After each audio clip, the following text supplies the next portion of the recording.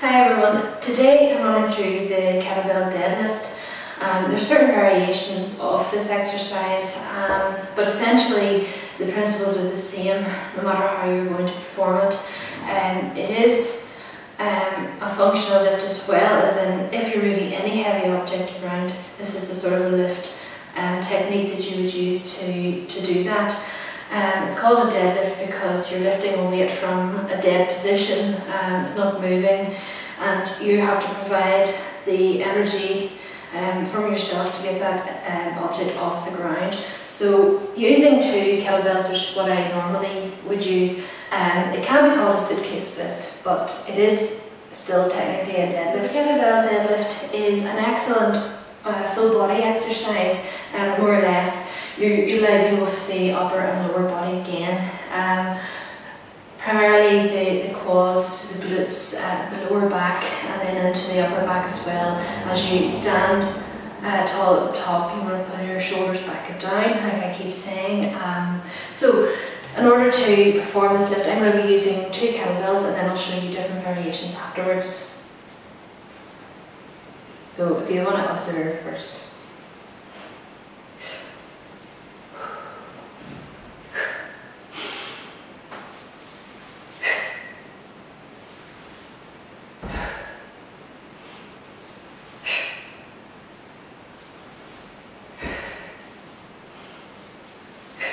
And from the side.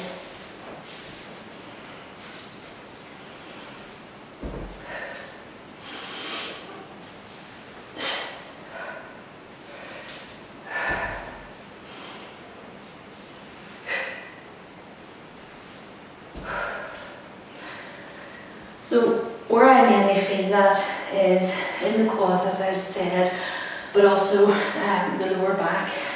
And the importance of keeping the back straight and trying to keep the head in line with the spine is important for preventing any injuries. No rounding of the back.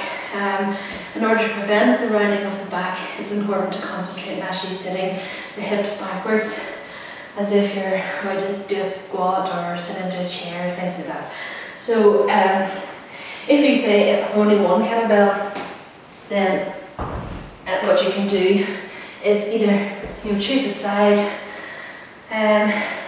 keep the feet straight, remember parallel to each other, and then reach down, hold on to the kettlebell, and then power up and straighten, allowing the shoulder to go back and down. No need to overextend the back, as you'll probably see a lot of people doing, is coming down, then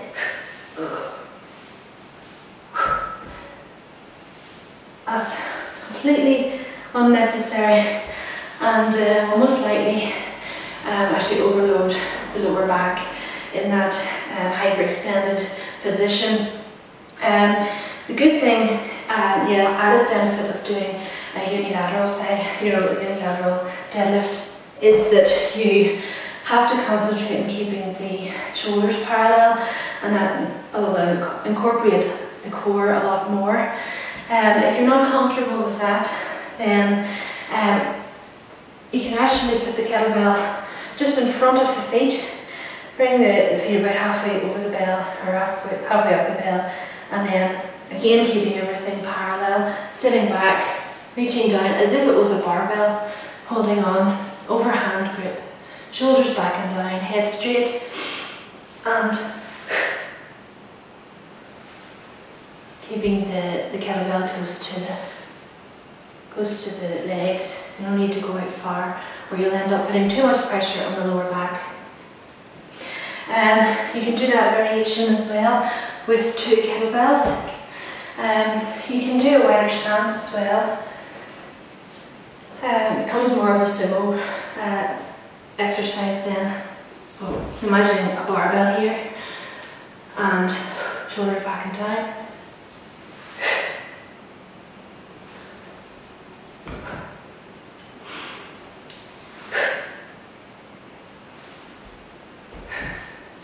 Main thing is to make sure that everything is stable, ensuring that your core is tight and the tension is coming from the legs, allowing the shoulders to be stable wherever you're doing exercise, ensure that you have enough tension within the body to prevent any sort of falling over or jarring of joints and things like that. So with the deadlift, the wider the stance, with any exercise, the wider the stance, the more focus is put on the inner legs, and obviously the narrower the stance is more sort of on the top quads and the outside of the legs there as well. But that's really it. Again, for beginners, I would recommend just a lighter weight. It's good to learn this exercise no matter what type of training you're doing, because even in daily life we're always coming across objects that might need lifted, and it's good to know a safe technique to do so. Incorporating it into training is a great way to, it's a great compound exercise, so you're using a lot of muscle groups together in order to do it, and therefore increasing the calorie expenditure. And it also, if you're doing this exercise, I would recommend doing it as one of the first exercises of the workout before your muscles fatigue. As I was saying, it does involve a lot of muscles. Play around with the weights. You can actually, believe it or not, you can handle a lot more weight doing this type of lift, and you will surprise yourself at how strong you actually are. So run through the kettlebell deadlift using 2 kettlebells.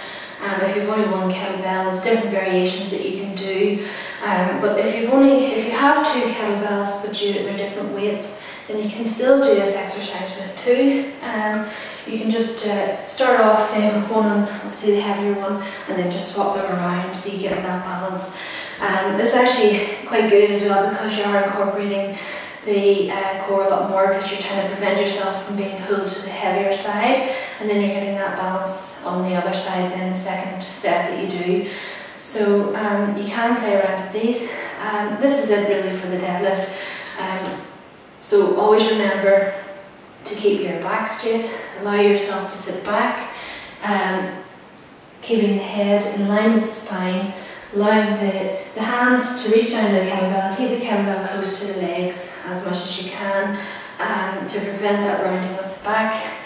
And whenever you're fully extended at the top, you don't need to hyperextend, but just ensure that the shoulders can roll back slightly and down just into their proper position. This encourages you to improve your posture just in general. If you consciously are focused on placing your shoulders in that position, and it will help you throughout a lot more exercises that I have already done and that I will be doing in the future. So it's a good habit to get into.